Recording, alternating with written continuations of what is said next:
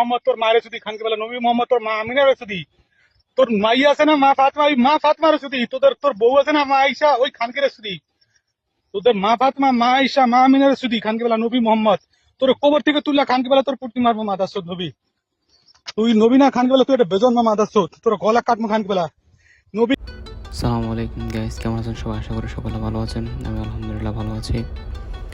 তো আমি আপনাদের সাথে আজকে একটা টপিকে কথা বলবো, সেটা হচ্ছে গিয়ে আমাদের ধর্মের বিরুদ্ধে অনেকে অনেক কথা বলতেছে, বিশেষ করে হিন্দুরা বলতেছে ভাই। আর আমি এটাই বুঝতে পারতেছি না হিন্দুরা কেন মানে ইসলাম ধর্মের পিছনে লেগে থাকে। আরও অনেক ধর্ম তো আছে ভাই, তাই না? তো আমার জানা মতে ভাই কারো ধর্ম নিয়ে কথা বলাটা উচিত না।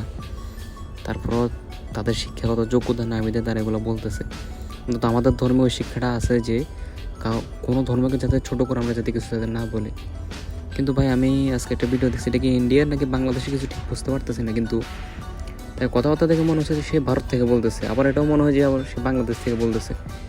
সে নাস্তিক মনে হয়, মেবি হিন্দুও না মুসলিমও না, সে মেবি নাস্তিক। তো সে আমাদের নবীজি প্লাস আমাদের মা ফাতেমা মানে অনেকজনকে নিয়ে ভাই অনেক খারাপ খারাপ কথা বলতেছে। তো আমার জানা হতে ভাই প্লিজ আপনারা ওইগুলো শেয়ার করবেন না। তো আমি জাস্ট এটা হাইলাইট করে বলতেছি, যত দেখছেন আমাদের ধর্মের বিরুদ্ধে কথা বলতেছে তত এগুলো হাইলাইট কম করার চেষ্টা করবেন। হ্যাঁ, চেষ্টা করবেন যে ওইগুলোকে আমরা হাইট রাখার, মানে এগুলো কোনো গুরুত্ব দিবেন না, মানে এগুলো কিছুই না, মানে তাদেরকে বলবেন যে তোরা তো কিছুই না।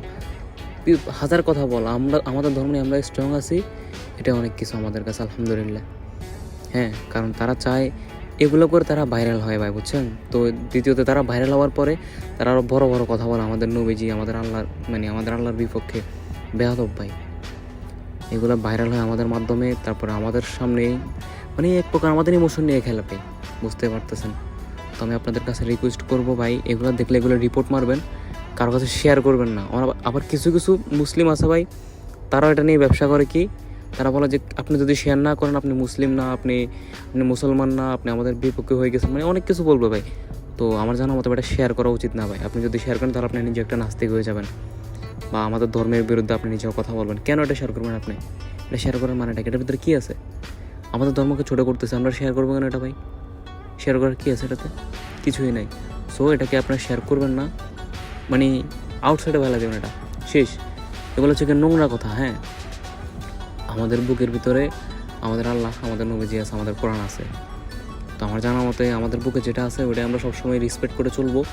অন্য ধর্মের লোকজন যাই বলেন, মেন হচ্ছে গিয়ে তাদের ভাই সেন্স নাই ভাই, তাদের মাথার ভিতরে যে ঘিলুটা আছে না ভাই, জানেনই তো ভাই। একে তো তারা এই ওই গাভিন গরুর কিনা বলে প্রস্তাব খায়, পটি খায়, এগুলো জানেনি আপনাদের তো স্বাভাবিক।